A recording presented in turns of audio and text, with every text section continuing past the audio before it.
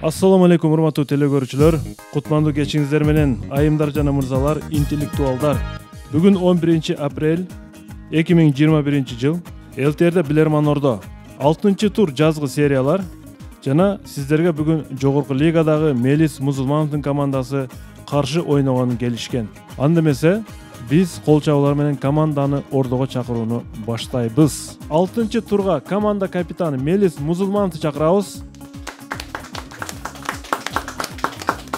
Педагог команданын капитаны Абдулсакы кызы Барчын, команданын мүчөсү.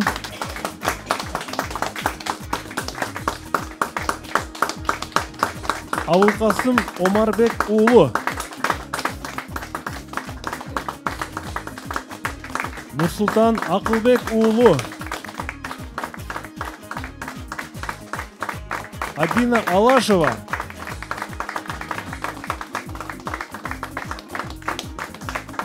жана Абылкасым уулу Соорон. Мына ушул команда, урматтуу телекөрүүчүлөр, сиздерге каршы бүгүн ойнойт. Мелис мырза, дагы бир жолу кош келипсиздер. Команда оюнга даярбы? Маанайыңыздар кандай? Ушул тууралуу эки ооз сөз менен баштасак. Урматтуу алып баруучу, урматтуу көрүүчүлөр, урматтуу клуб мүчөлөрү, буюрса команда оюнга толугу менен даяр. Маанай 5. Буюрса жакшы оюн көрсөтөбүз. Рахмат.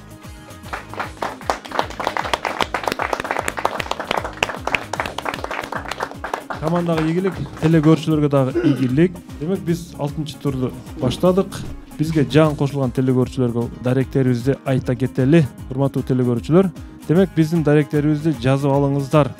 Колуңуздарга уюлдук телефондорду алып же калемди алып, алгач Ош шаар Ленин көчөсү 330 Билерман Ордо оюнуна ЛТРге деп жазыңыздар. Инстаграм барыңыздарда бар. Инстаграмдан Билерман астыңкы сызыкча Ордо баракчага катталып суроо жөнөтүңүздөр.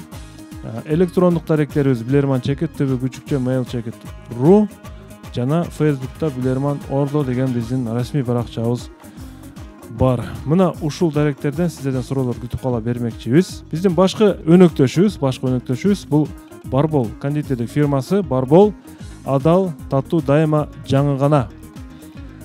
Дагы бир өнөктөшүбүз Babylon окуу борбору. Babylon окуу борбору баарыңыздарга ийгилик каалайт. Секом билим берүү жана өнүгүү борбору биздин өнөктөшүбүз. Сиздерге ийгиликтерди каалайт. Жана актив дизайн, жарнак жана полиграфия борбору. Мына ушул өнөктөштөр бизди колдоп келүүдө чоң рахмат айтабыз. Анда эмесе биз оюнду баштадык. Биринчи раунд.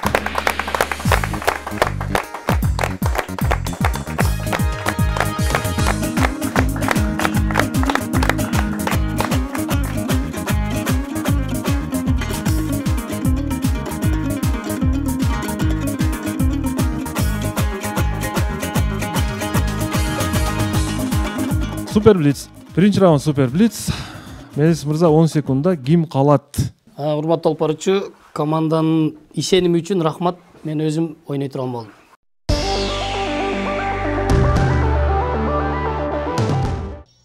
Урматтуу Мелис мырза, сизге каршы Сабира Арынова суроо берет, Балыкчы шаарынын тургуну. Лаос менен Таиланддын чек арасында Меконг дарыясынын үстүнөн өтүүчү көпүрө бар. Ал көпүрө Таиланддын Нокхай шаары менен Лаостун борбору Вентианды байланыштырып турат. Кызыгы, көпүрөнүн Лаос тарабында чек ара тосмосунан өткөнгө чейин жол кыймылы светофорлор менен жөнгө салынат. Лаос тарабындагы чек ара тосмосунан өткөнгө чейин жол кыймылы светофорлор менен жөнгө салынат экен. Ушул кызыктуу жер ушул жер экен. Эми Мелис мырза, сизге суроо. Көпүрөгө орнотулган светофорлор эмне кызмат аткарат бул чек арада?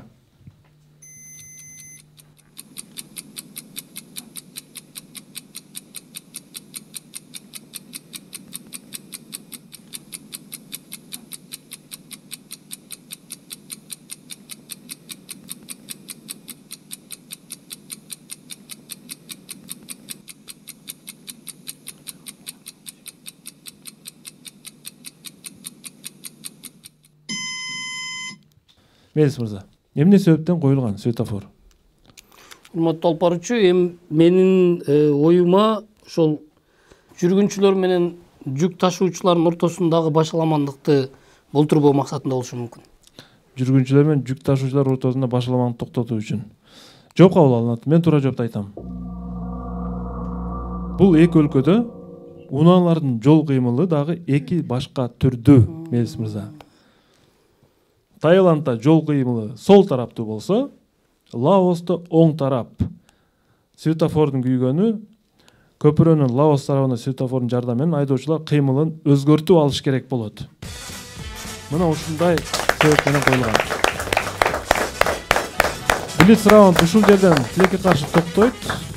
Биринчи суроо телекөрүүчүлөрдүн пайдасына чечилип калды. Телекөрүүчүлөр тарапка 1 упай беребиз. Эсеп 1-0. Оюн улантылат. Экинчи раунд.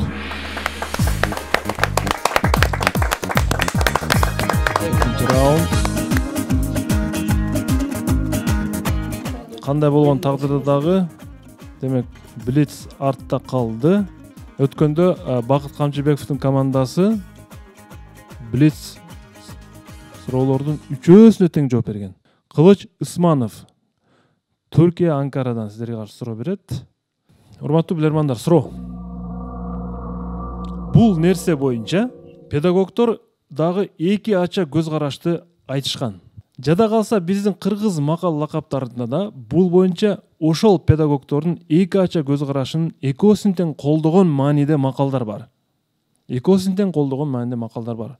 Кыргыз макал лакаптарында. Ал эми исламда пайгамбарыбыз Мухаммед алейхиссаламдын бул нерсенин бирөөсү гана туура экени жөнүндө хадистери айтылат. Педагогдор эки ача көз карашты болсо, исламда пайгамбарыбыз Мухаммед алейхиссаламдын бул нерсенин бирөөсү гана туура экени жөнүндө хадистер айтылат. Педагогдор деле пайгамбарыбыз айткан хадистин негизинде туура мындай ошол тарапты туура дегендер да бар. Анан өздөрүнүн пикирин айтып жүргөндөр дагы бар. Урматтуу команда. Бул жерде маселе эмне боюнча айтылып жатат? Кетти минута. Айтканын кыл, кылганын кылба деген сөз Деген дагы эмне? Макал деп атат, макал. Дагы. Жок. Баягы жасаса болобу, оңтосо болобу деген сыяктуу. Түбүнөн да палак өлгөн деп койсо ошондой дегенде ойду айтат. Педагогдор менен айтып атканда мындай окуучуларга байланыштуу тарбия Тарбия боюнча. Билимдүүнүн жан дүйнөсү таза, өзү таза дегенде эмеспи мисалы? Билимдүүнүн жан дүйнөсү өзү таза. Жок. Эмнен эксең ошону уросуң эмеспи? Эмнен эксең ошону уросуң. Айта турган нерсе. Мен бирок эл чындык жөнүндө ойлонуп бала ошол жака бала тарбиясы жөнүндө. Бир сөз табышыбыз керек болуп атты азыр, а? Бала тарбиясы жөнүндө бир сөз табышыбыз керек. Ошол Уяда чыкканда бирок ислам динде чоң азын айткан бар экен. Адам ушундаймындай дебе, сен оңдосоң болот. Сен таш эмессиң деген сыяктуу. Бала уяда көргөн же чымчык уяда көргөнүн гана кылат балапан дегенде эмеспи мисалы үйүндө. Жок, ал ошол нерсе эле баягы неме узак түшпөйт деген нерсени айтасыңар да. Эмне хадис. Хадисте ошол эле мисалы бардык оңдосо болот деген нерсе. Бала каалаганда Жок. Ушундаймын деп такалба деген нерсе бар да мисалы. Жок, хадиске кичине мындай алып баралы ошол сыяктуу хадис паспорт. Мелис мырза, убакыт бүттү. Ким жооп берет? Урматтуу алып баруучу, бул суроого Нурсултан мырза жооп берет. Нурсултан.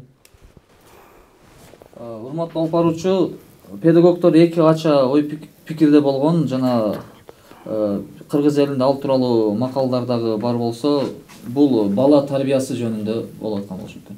Бала тарбиясы тарбиялоо боюнча. Жооп кабыл алынат. Мен туура жоопту айтам. Телекөрүүчү минтип жазып жатат жообун. Пайгамбарыбыз Мухаммед саллаллаху алейхи вассалам ар бир туулган бала табиятынан бузулбаган таза табият актай барак сыяктуу туулат. Кийин ата энеси христиан болсо, бала христиан кылып өстүрөт, мусулман болсо, мусулман болуп өстүрөт деген хадиси бар дейт. Педагогдордо деле бир тобу баланын кандай болуп чоңоюшу, жашоо кечириши гендик негизде болот десе, кээ бирлер жок. Туулган бала ак кагаздай болот, сен аны кантип тарбия берсең, мына ошондой тарбияда чоңоет деп айтып келишет. Негизинен бул жерде маселе бала тарбиясы жөнүндө. Жооп туура.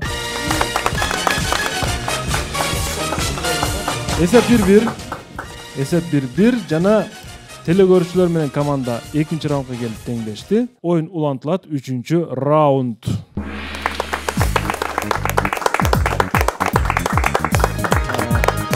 Мелис мырза, сиз өзүңүз, сиз да педагогсуз да, эки ача пикирде болушат деп атат да, мен туура эле көрөм, чындыгында эки ача пикирде бар. Кээ бирлер бул гендик негизде дейт. Мелис мырза, ата бабасы ошондой болгон, ошон үчүн бул акылдуу чыкты десе, кээ бирлер жок, муну ата энеси тарбиялаган дейт да. Сиз кайсына көбүрөөк мындай эме кыласыз? Урматтуу алып баруучу, ошон үчүн тарбияда рецепт жок да. Кайсы бир деңгээлде аккан арыктан суу агат дегенден кайсы бир деңгээлде мындай чындыгы болушу мүмкүн. Бирок негизинен балдардын көпчүлүгү ошол айлана чөйрөгө, үй бүлөлүк тарбиялага, коомдун багытына, ошонун адеп аклагына жараша тарбияланат да. Негизинен ошол коомчулук, биз, ата эне көбүрөөк таасир этет. Актив дизайндын суроосу, урматтуу билермандар. Сиздерге төмөнкүдөй фото суроо келген. Мониторго көңүл буруңуздар. Урматтуу билермандар, ушул сыяктуу чийки боек, раскраска, чийки боек деп коебуз Мелис мырза? Баягы Кара калем менен кара калем менен мына ушундай чиймелердин авторлору аябай көп, бирок ушул жанрды тандап алган Алексис Биркмердин ою боюнча булар жаш бөбөктөрдүн, жаш жеткинчектердин ден соолугу үчүн өтө пайдалуу.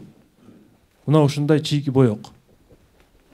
Урматтуу команда, бул сүрөткө жакшылап назар салып, бул чийки боек эмнеге тартылган жана максаты эмне мунун чийки боектун мындай таризде тартылышын кеттим да. Бул жаш бала калаган жашоonu өзү калагандай түзүп кетет деген маани эмеспи? Жок, максат башка болот. Биринчиден боегу жок болуп атат. Боек көзгө зыян тийгизет да. Жок, сүрөттө булут турабы? Дарак турат. Дарак турат. Булут, дарак, жол, тоолор. жол. Айтайын деген максат. Анан оюн. Жаш наристе Эмне максатта тартты? Түз берсе болот деген маани эмеспи? Жаш Жок, эмне максатта? Дегендейби? Азыркы тарбияга байланыштуу жакын дейсиңер ба? Боек бербей атат. Жаш балага болот мындан кийин Жашоо бирдейби? жашоону өзү калаган түстө алып кетет деген мааниге. Төрт сүрөттө тең дарактын сүрөтү бар да. Төртөндө тең окшоштук. Дарактын сүрөтү берсе. Ооба, ошо өзү боёйт. Эми жашоо бул мисалы үчүн биринчиде баягы бала. Жок, эмне максатта берди? Эмне маани билдирет? Жашоону өзү калаган түстө алып кетүү деген нерсени деп атам да мен. Коопсуздук иретинде же балким жамгыр жаап аткан. Экологиябы? Эмнеге тарткан дегенде биз Эмнеге тарткан муну? Түрү катарында берилген эмеспи? Эмнени нерсеге тарткан деген да суроо келди. Оода эмнеге тарткан деп атат. Мына буюмдун нерсесин Тиги табабызбы? эмени карашыбыз керек. Жок, бул сүрөттү Тарелкага окшоп атат балким да. Тарелкага окшоп атат дагы. Кагаз эмес да. Баягы Бөлөк болду. боек Баягы кураштырган жанагы эмеспи? Мозаика.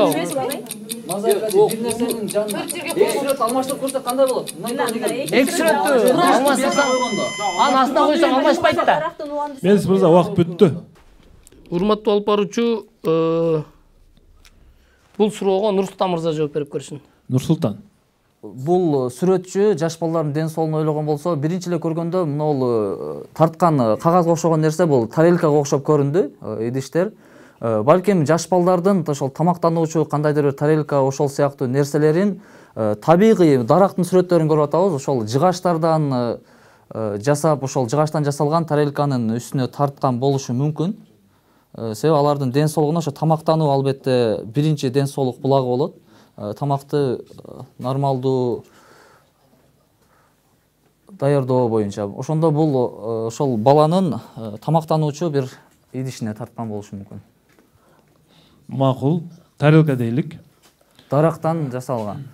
Сиз тарелка дедиңиз, муну тарелкага тарткан дедиңиз. Ошол тарелкага ошол башка айтканда дарактын сүрөтү турат, демек чийки ошол жаратылышта чийки тамактарды жөө керек. Ошол эле учурда жыгачтан жасалган бир кашыктарды пайдалануу деле ата бабалар айтат, бул ден соолукка пайда деген сыяктуу сөздөрү бар да. Ошолорду назарга тутуп көрүп атам. Жооп кабыл алынат. Эмне үчүн дарактарды чийди? Дарактардын формасын, жол, ойной турган бир тепкич турат, Туура жооп. Жаш балдардын ден соолугу үчүн пайдалуу болгон бул чындыгында бул тарелкалар Нурсултан мырза. Тарелканын ичиндеги мөмө жемиштерди караңыз. Мөмө жемиштерди жаш бала өзүнүн интеллектуалдык дарамети менен тамак жегенче, мөмө жегенче балдар бул жерде өздөрүнүн ойып мындай эмеси фантазиясын иштетип атат да. Караңыз, бадыраң турат, бул жерде көк турат, аш көк дейбизби? Кандайдыр бир шириндиктер турат, айтор, чөптөр турат. Булардын баарын жаш балалар үчүн жесе боло турган азыктар. Бул жерде балдар табият менен тыгыз байланышта болуу үчүн дагы мына ушундай интеллектуалдык бир тарелкаларды ойлоп чыккан. Негизинен жооңуз канааттандырарлык. Анткени тарелкалар деген жооп турат бул жерде. Эсебекти бир телекөрүүчүлөр бул раундду билермандарга беришти. Мага жакканы жаш балдардын ден соолугу үчүн пайдалуу дегени тарелкада тамак жеп жатып бала ойлонот экен да. Демек могу жерге күн лимондун кабыгына окшоп турат менимче. Мына ушундай нерселерди бала ойлонуу менен ден соолугу үчүн дагы пайдалуу азыктарды жей алат экен. 4-чү раунд.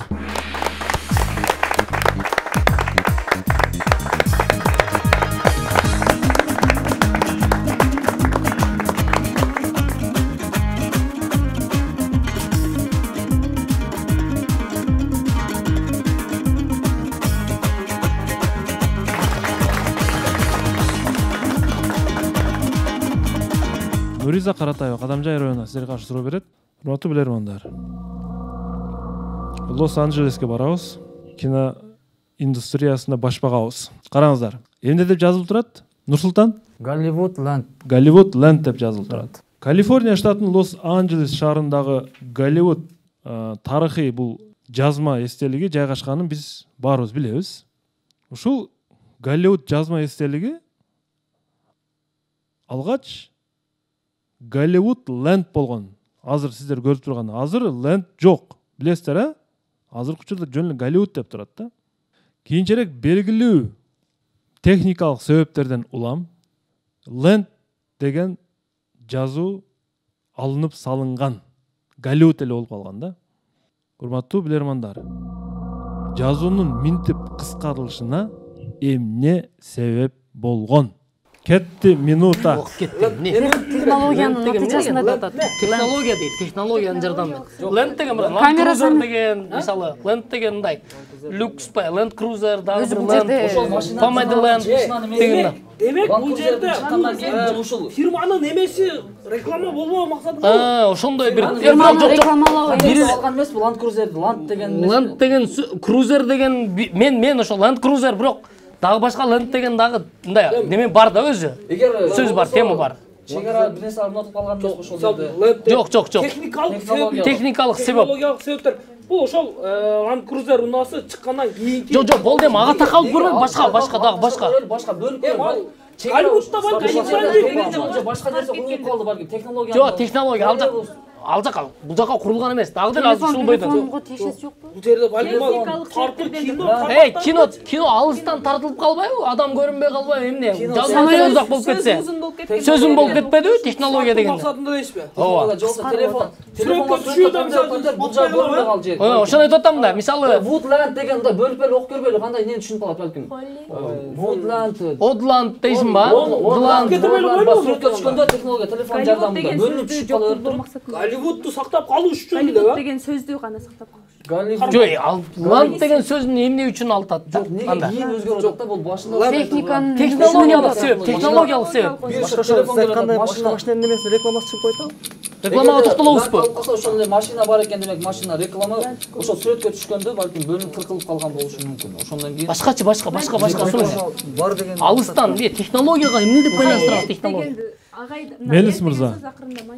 жана дагы Убакыт аяктады. Урматтуу алып баруучу, суроого өзүм жооп берүүгө аракет кылып көрөйүн. Биздин команданын ою боюнча бул технология дегенде Техника дегенде техникалык себеп дегенде баягы күндөлүк турмуштун баягы өтүшү менен мына Голливуд деген жазуу абдан узун болгондуктан тиги камерага же кайсы бир нерсеге тартууда толук түшпөй калгандыктан ошон үчүн жазууну Голливуд деген жазууну өзүң гана сактап калган болушу мүмкүн. Land деген жазууну өчүрүп.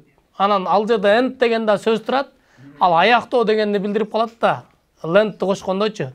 Ошон үчүн ошол дагы кайсы бир деңгээлде себеп болуп, аны ошол максатты алган болушу мүмкүн.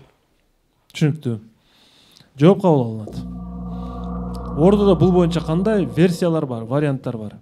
Бизде могул жерде турган билермандарда эки вариант болуп атат, урматтуу алып баруучу. Биринчиси бул балким ушу Голливуд Land мурун мультфильмдерди да кошо тарткан. Бүгүнкү күндө Disney Land деген бар да. Анан кийин булар мультфильм тартпай калгандан кийин балким Голливуд болуп кыскарган. Анан дагы бир себеби кандайдыр бир катастрофадан улам же бир бомбалоодон уламбы, жарым бир курулуштун жазууларынын жарым бөлүгү жок болуп калган болушу мүмкүн. Урматтуу алып баруучу, land деген сөз бул англис тилинен жер деген түшүндүрөт. Бул Голливудда негизинен жылдыздар болгон үчүн бул лентти алып салган болушум, бирок сиз техникалык себептер дегениңизге караганда булар түнү жарыктандырууну пландашкан болсо, ушул үнөмдөө электр энергия жок, негизи үнөмдөө максатында ушул лент алып салган болушу мүмкүн деген ой келип атат. Сиз кесибиңиз боюнча электриксиз. Ооба. Мен туура жоопту айтам.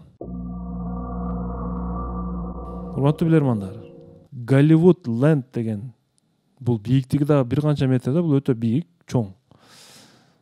Кооздоо үчүн жана жарыктандыруу үчүн 40 миңге жакын жарык берүүчү лампочкалар керек болгон. 40 миң. 1939 жылы каржылоо токтотулган шаардык бийлик тарабынан. Анткени шаардык соода өнөр жай палатасы кризистен улам жана ошол убакта 39 жылы дүйнөлүк экинчи согуш болуп жаткан учурунан финансылык таңсык пайда болуп, Land деген сөздү ошол лампочкаларга эконом кылуу максатында алып салган, урматтуу билермандар. Мына ушул себеп. Техникалык себеп ушул болчу. Эсеп 2-2 кайрадан телекөрүүчүлөрдүн пайдасына бул раунд суроо ээси Нуриза Каратаеваны куттуктайбыз. Кадамжай районунан жакшы суроону берген. Урматтуу Илгиз мырза, суроолорду анализдеп туруңуздар. Биз мыкты суроолор тандашыбыз керек болот бүгүн. 5-чи раунд.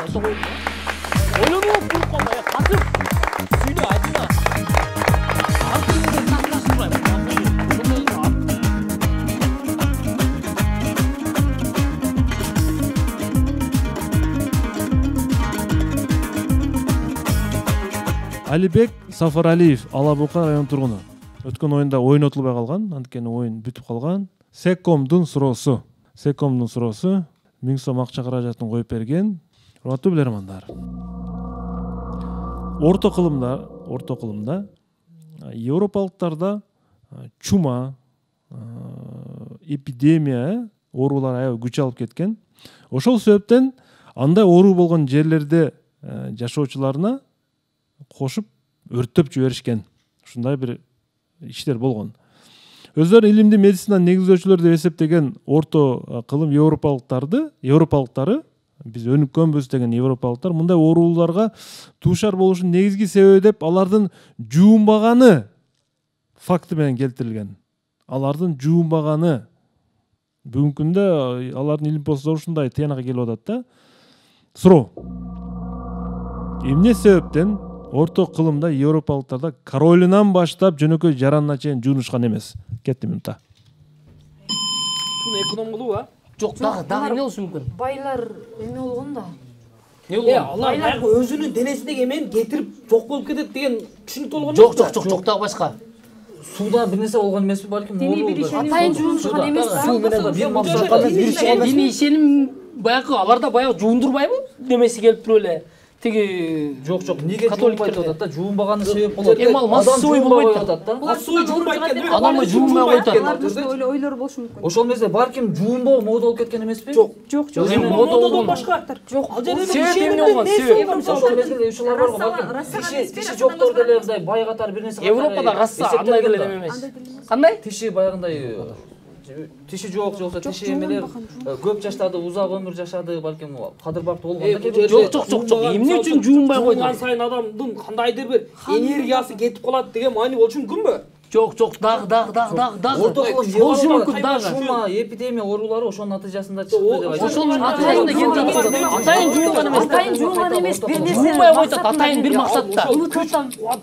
Эми күч кубатты алат деп бардыгы ойлонбосо керек. Болушу мүмкүн дагы. Динге бир нерсеге негизделеби? Мелис мырза, убакыт аяктады. Урматтуу алып баруучу Сорон мырза жооп берет.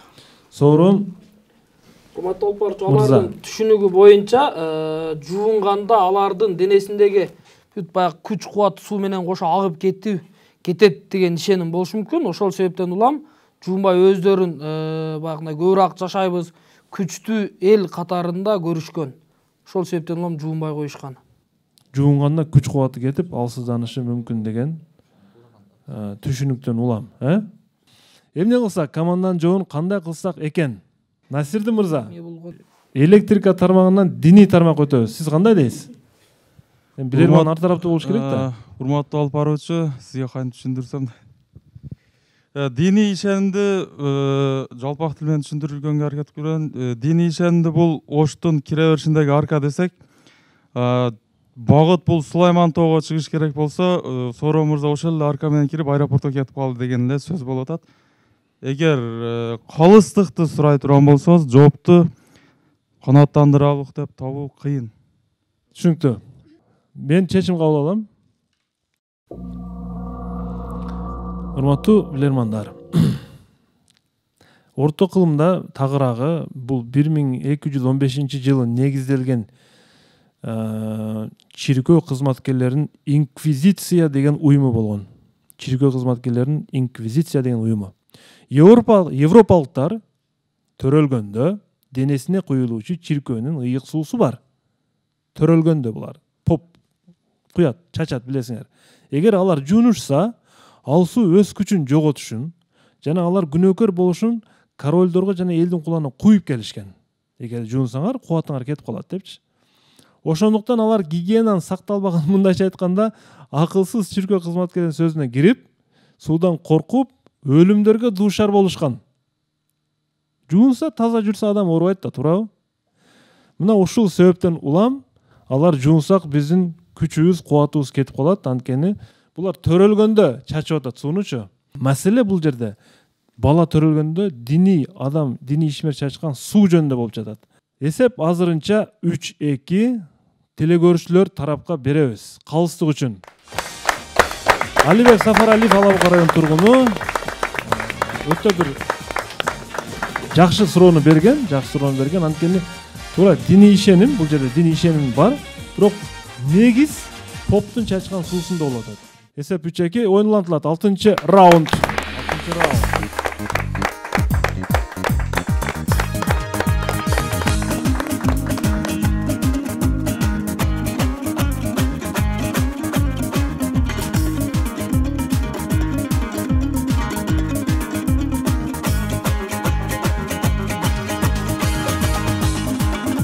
Ботокөз Жакып кызы студияга сыр сандыкты алып киребиз.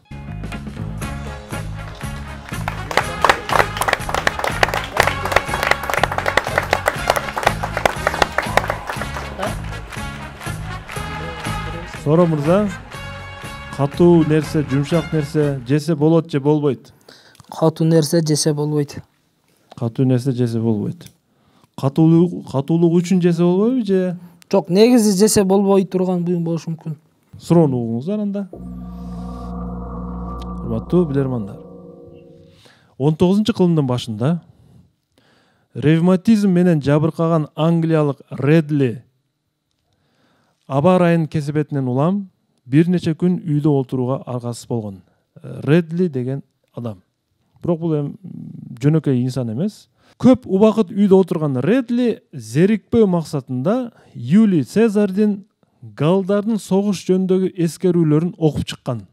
Редли бул китепти окуп чыккандан кийин сандыкчанын ичиндеги буюмду патенттеп алган. Ревматизм менен жабыркаган Редли.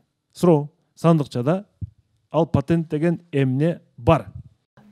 1 минутта кетти. 19-кылымда патенттелген нерсе Согуштан ошо согуштан ат келип тап, бунаа келип тап, дагы эмне? 1800-жылдар, Отурсаң. Коляска эмне? эшикке чыкты бир нерсе. Үйдө отуруп зеригип атат. Баягындай эме Sony оюнчуктары эмеспи бу мушташып тура турган эки адамды? Редли зеригип атат үйдө. Демек үйдө отуруп ойной турган. Oyun эмеспи? Жостик алдым 1800-жылда бул.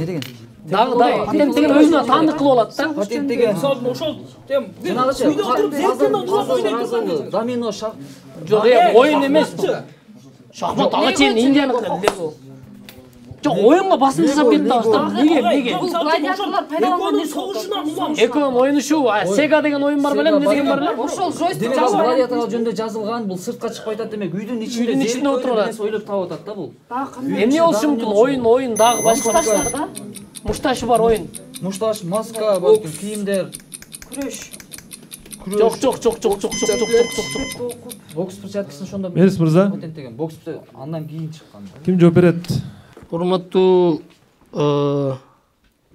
алып баруучу команданын атынан Абдылсакыл кызы Барчынай жооп берет. Барчынай. Акыркы жооп маска. Кандай маска? Гладиатор кийүүчүбү? Же медициналык маскабы? Барчынай. Гладиаторлор кийүүчү маска. Жүзүн коргоо Сандыкчада маска бар деп ойлойсуз. Маска бар деп ойлойбуз. Команданын ою боюнча. Дагы бир суроо берем. Бут ооруса масканын кандай тиешеси бар? Макул. Мен сизди кыйнабайын. Демек, сандыкчада маска бар деп ойлойт Барчынай. Гладиаторлордун маскасы биздин сандыкчага батар бекен? Көрөлү. Сандыкчада эмне бар?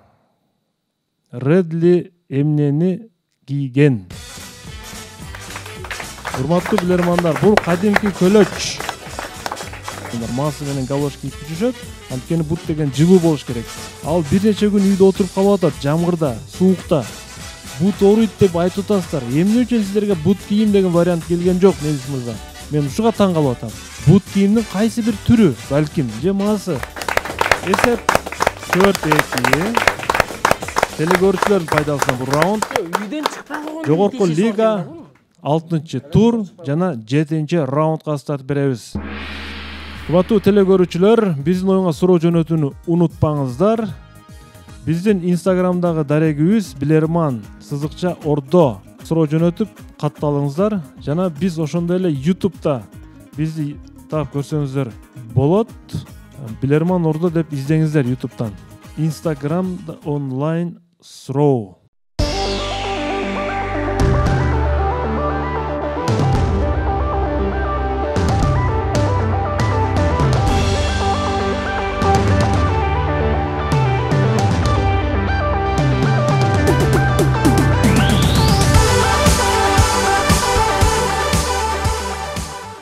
Жанузак уулу Садырбек Базаркоргон районунан сиздерге каршы суроо берген Instagram онлайн. Мен азыр суроосун окуйм. Бразилиянын өкмөтү 2012-жылы бир мыйзам кабыл алган. Ал мыйзамдын натыйжасында түрмөдө отургандар,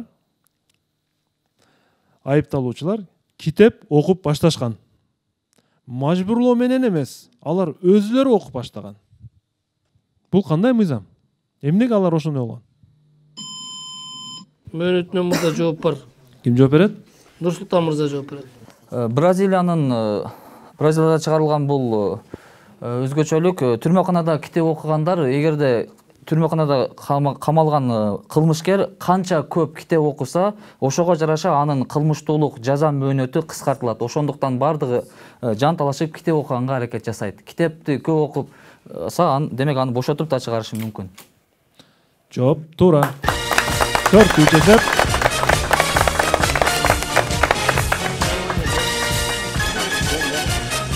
Өкмөт жакшы закон чыгарган, жакшы мыйзам чыгарган.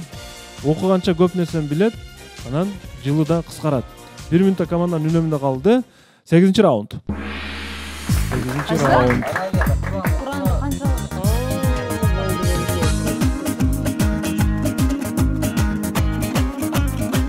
Бразилияда кылмышкерлик аябай өсүп кеткен, урматтуу билермандар. түрмө администрациясы, мамлекеттик бийликтер өтө көп мыйзамдар чыгарган. Кээ бирлерине велосипед тептирет.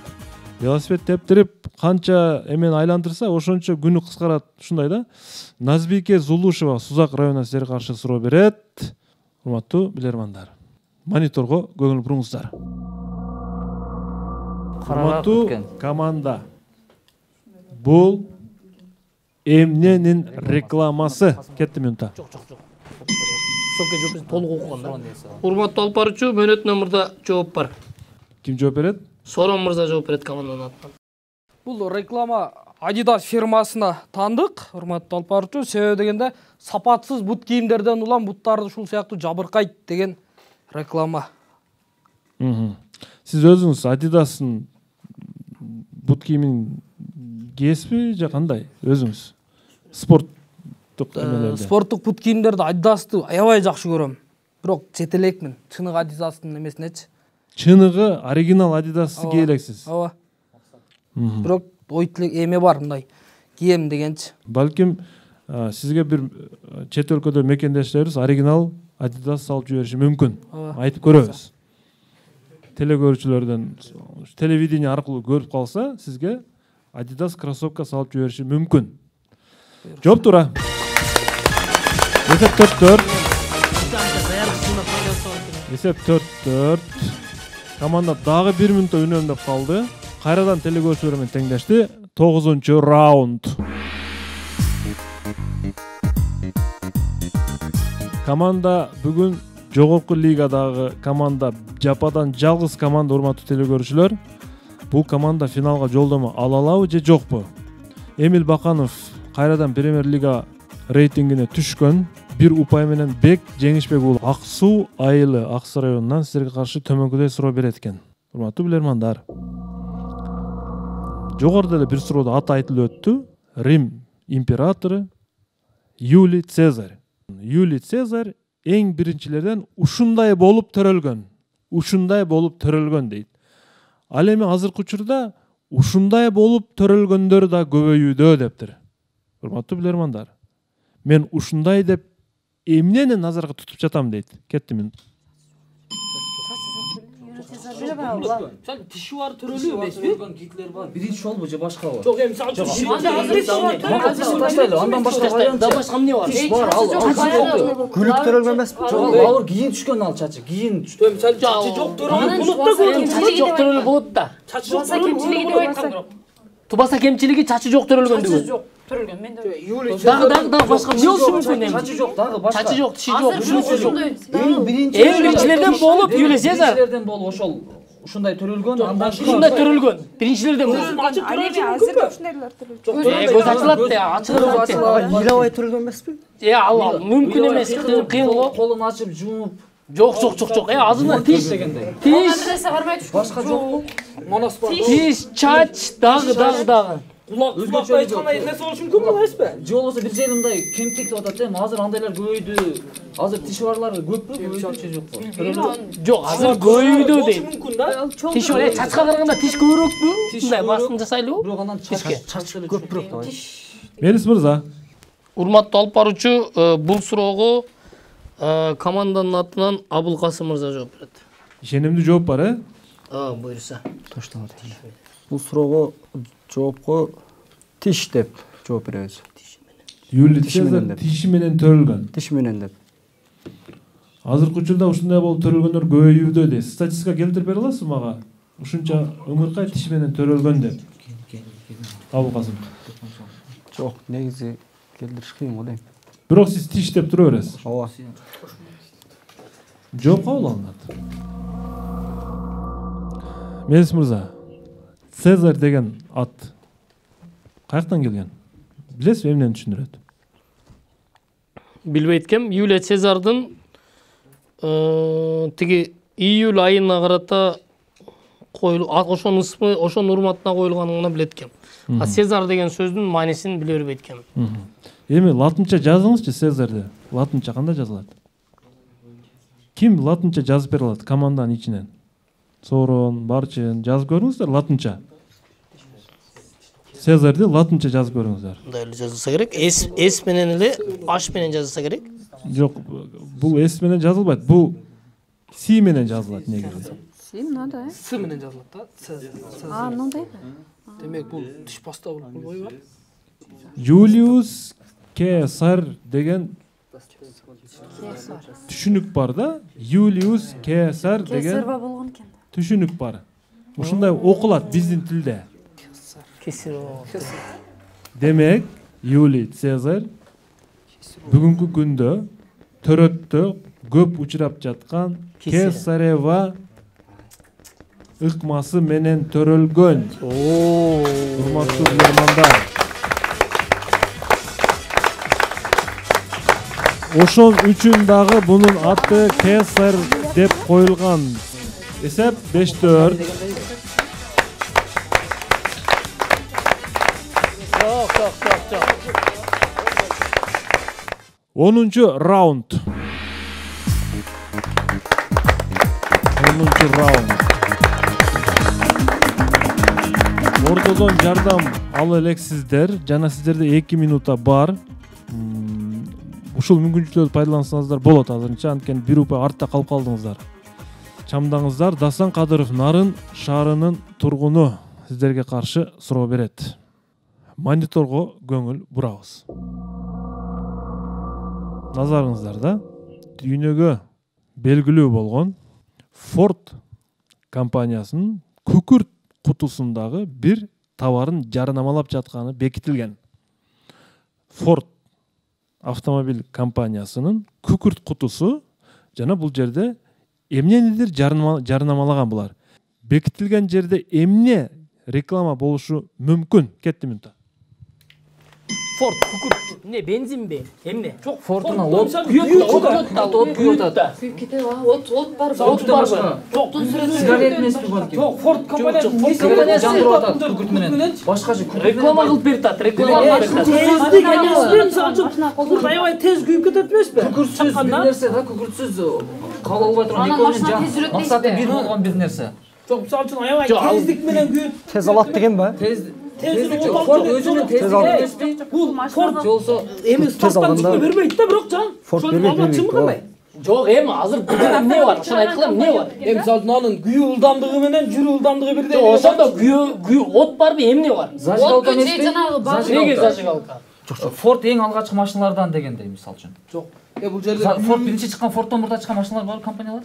Жок, бар ооба. Бар да. Жок, ойда келип атат да, күкүрттөн мурда пайда болгон. Жок, ал ылдамдыкка байланыштуу себеби баягы Форд машинасы баягы бензин канчалык көп күйгүзүп беришин жолу жакшы кетет. Башка эмне болушу мүмкүн? Андан жанычында оттон башка эмне болушу мүмкүн? Форд күкүрт менен бирге өзүнүн дагы бир нерсесин балким башка эле заказ алган эмес. Тутанат да от делечи. Жок, ал ошол тездетип берет да, Форд болуп атпайбы ошол машинага жыгач. Машинага Жүз бере ошондо. Жок, одудун күтпө, ойлон кичине. Күкүрттүн жанында. Таянба. Минут алайлы. Мелис мырза, кандай чечим келдиңиздер? Үнөм аласыздарбы же жооп бересиздерби? Урматтуу алып баруучу, Ордодон жардам алабыз. 20 секундда кетти, Ордо жардам бериңиздер. Ол баягы эле жүк ташып турган унааны иштеп чыгарган, балкимчи баягы артына жүк жыгачтар салып туруп ташыйт да буларчы. Ошондо эмнесин? Прицеппи? Эми жүк ташып турган унааларыбыз да бар.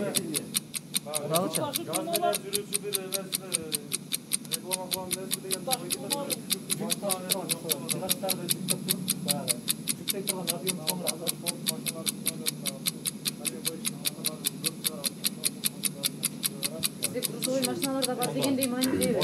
Кадимки эле машинаны биз ошого да айландырдык. Ордо, убакыт бүттү. Жардам берүүнү токтотобуз.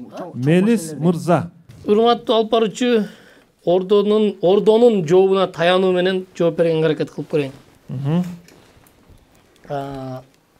Чындыгында Ford компаниясы учурда жүк ташуучу машиналарды бир топ жакшы мындай пайдаланууга ыңгайлуу чыгарып атат. Ошон үчүн бул жерде жүк ташуучу машиналарын реклама кылган. Анткени мына жыгачтар тиги күкүрт турган жерди анын прицеби деп алсак, наркы тарабы анын кузову болот дагы, ошол менен аны реклама кылган болуп эсептелет ошол. Жалпы жонунан. Жүк ташуучу ушундай жүк ташууга ыңгайлуу машиналарды да чыгарабыз деген сыяктуу реклама болушу мүмкүн. Жооп кабыл алынат. Мен сиздерге туура сүрөттү көрсөтөйүн, туура жооп катары. Ордо сиздерди куткарып кетти. Бул пикап түрүндөгү, же болбосо ошол мына көрүп атасыздар, ар кандай даракты, эме жыгачтарды, ар кандай баягы чарбалык бир жүктөрдү ташуучу пикап автоунааларын ушул жерде да рекламаланган. Караңыздар, рекламанын SMM'дин дизайнын күчтүүлүгүн кандай иштеп чыккан рекламный компанияларга караңыздар. Эсеп 5-5. Эсеп 5-5. 11-чи раунд.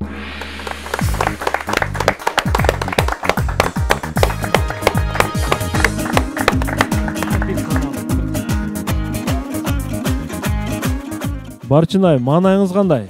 Жакшы болуп баратат. Илгиз куткарып кетти, азыр 10-чу раундда. Ооба. Мирбек Туйтеев аттуу телекөрүүчү, пенсионер экен, Жайыл району Сосновка айылынан сиздерге каршы суроо берет. Урматтуу билермандар, кыргыз эли илгертеден эле, илгерки убактарда айрыкча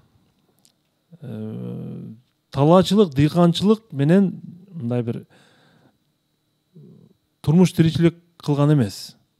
Басымдуу бөлүгү дейлик, жалаң мал чарба менен алектенип, мал чарба менен жашап келишкен. Мал жандыкты союп, анын этин жеп дегенде, жашылча жемиштерди анча жеген эмес илгерки убактарда. Демек, кайсы бир жашылча жемиште витамин бар экенине деле маани беришкен эмес. Ошентсе дагы көп оорулардан тышкары болушкан. Оору сыркоого азыраак учурашкан илгерки учурларда. Урматтуу билермандар, улуттук тамак аштардын, жалпылап айтканда, улуттук тамак аштардын кайсынысында витамин көптүгүнөн, кайсынысы ден соолукка пайдалуу үчүн ошол кыргыз эли же ошол доордогу биздин ата бабалар оору сыркоодон алыс болушкан. Караңыздар, улуттук тамак аштын кайсы түрүндө витамин көп болуп атат бул жердечи? Мен жалпылап айтатам, тамак аш деп жалпы айтып атам да, мындай. Жалпылап айтканда кеттим. Улуттук тамак аш жаман көп да. 5 бармак бар. Давай, бириктиребиз. Жок, сүт азыктары, эт азыктары, дагы. Башка не бар? Кийиктин эттеринен бир нерселерди жасаган баягы ошолор эт азыктары. Улуттук тамак аштардан бул жерде катталып чыккан кургатылган эттерчи? Сүрсүгөн эт. Азыр учурда самал бар, кымыз бар. Бул бени сүтү, самал. Дыйканчылык демек мал чарба витамин да. Жашылча чөптөрдү жеген эмес. Жашылча чөп, кайсы чөптү билебиз эми? Жашылча чөп жок да. Чөп жок, ошолорду жеген эмес деп атат. Тамак ашка деле көп басымда. Тамак аш бул эме бени сүтү, кымыз. Суусундуктун ичинен ошол бужи. Самал эле самал менен булактын суусу балки. Бардыгын. Сүт азыктары дегенде эле мисалы жалпыланып кетти да, кандай сүт азыктары деген. Жок, мисалы чечмелеп беребиз да, мисалы. 5 бармак улуттук тамактарды эт азыктары болот. Тамырдан жасалды. Балким ичинде калория бардыр. Эт азыктары. Ооба, этте бар, бирок мынаны танап ал. Эт азыгы, сүт азыгычалык мындай жок, актуалдуу эмес мындай. Пайдалуу эмес. Темир бар да, темир бар. Темир болушу мүмкүн. Бирок сүт азыгычалык эмес да. Кальцийдин жардамында. Мелис мырза. Урматтуу алып баруучу, эрдик кылсаң сүрө кыл дейт башында. Жооп берип көрдүм беле, аягында дагы аракет кылып көрөйүн. Реваншпы? Ооба. Жооп бериңиз. Чечүүчү раунд.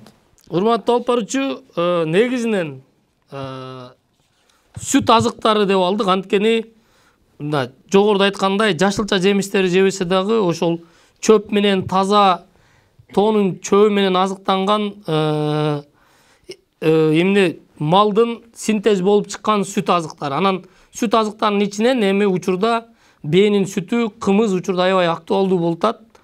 Анткени анын бир топ пайдалуу жактары бар. Мисалы медициналык жактан алсак, мурунтан эле бүгүнкү күндө деле маанилүү нерсе сүт азыктары деген себеби акты ичсең кесип кетет деген түшүнүк бар. Бүгүн деле пайдаланабыз ал нерсени. Ошол эле мезгилде жайында мисалы бардыгыбыз эле жаз мезгили келгенде саамал ичип, ал аркылуу мына Кыргызстанда эң чоң көйгөй болуп аткан гепатит оорусундагы ошол саамал аркылуу айыктырып атат дегендей. Ошон үчүн биз сүт азыктары анын ичинен эми улуттук бренд катары кымыз же бээнин сүтү бүгүнкү күндө дагы улуттук уңгубузга кайтканда ушул нерселер кыргыз элинин ар тараптан мындай ден соолугу чың болуп жүрүшүнө чоң өбөлгө болгон деп эсептейбиз. Жооп кабыл алынат. Мен туура жоопту айтам. Эсеп 5-5 азырынча. Мелис мырза сүт азыктары анын ичинен кымызга басым жасап өттү. Телекөрүүчүнүн жообу. Элди, биздин элди ар кандай оору сыркоолордон бардык витамин анын составында бар кымыз сактап келген. Жооп туура. 6-5 эсебинде Музбуланттын командасы жазгы сериялардын финалдык оюнуна жолдомо алды. Өтө кыйынчылык менен келди бул мээнет. Демек, 6-тур мына ушундай бир упай айырма менен команданын пайдасына чечилди. Куттуктайбыз команданы. Куттуктайбыз.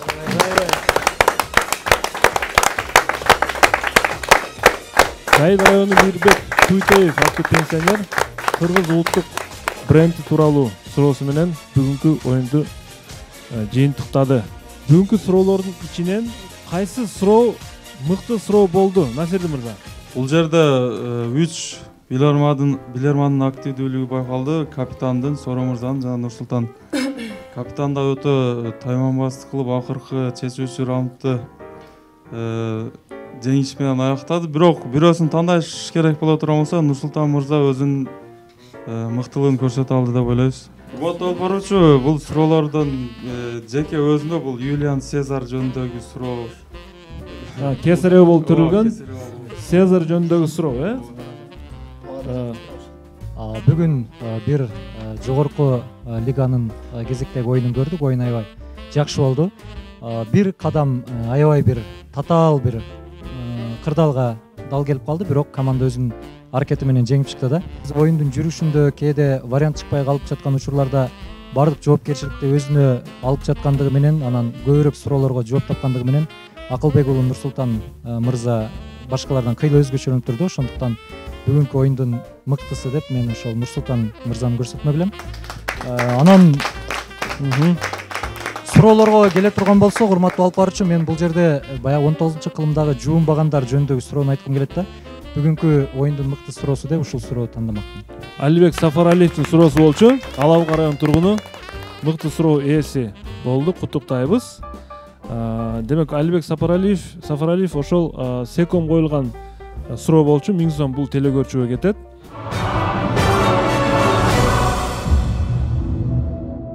Биз команда менен кеңешип, белгилеп коер эле эң мыкты суроо катары ушул Мирбек Туйтиевдин суроосун белгиледик. Анткени биздин команда үчүн мыкты суроо болду. Анткени ушул жеңишти алып келген суроо болду деп айта алабыз да, жеңишти алып келген. Мен анда мындай кылайын, Мелис мырза. Мен ушул сертификатты сиздердин командаңыздарга тапшырайын. Сиздер өз ара чечип аласыздар. Ким барат? Секом окуу борборунан дагы акчалай сыйлык бар. Мен бул акчалай сыйлыкты бүгүнкү ушул эң акыркы раундда, чечүүчү раундда реванш катары ойногон Мелис мырзага ошол секомдун акчалай сыйлыгын ыйгарып коеюн. Сертификат жана секомдон акчалай сыйлык.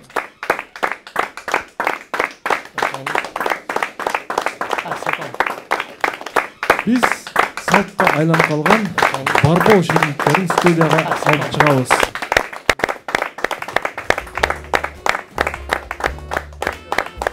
Барбоо шириндиктери жана эксклюзив Билерман Ордо деген торт командага белек. Урматтуу телекөрүүчүлөр, урматтуу билермандар, мына ошентип 6-тур соңуна чыкты. 6-5 эсебинде Билеги күчтүү сөзсүз түрдө бирди жыгат, билими күчтүү болсо минтип миңди жыгат. Кайрадан көрүшкөнчө ассаламу алейкум, аман болуңуздар. Техникалык топко, чыгармачылык топко чоң рахмат. Бизге суроо жөнөтүңүздөр. Биздин дарегибиз Ош шаарынын көчөсү 330.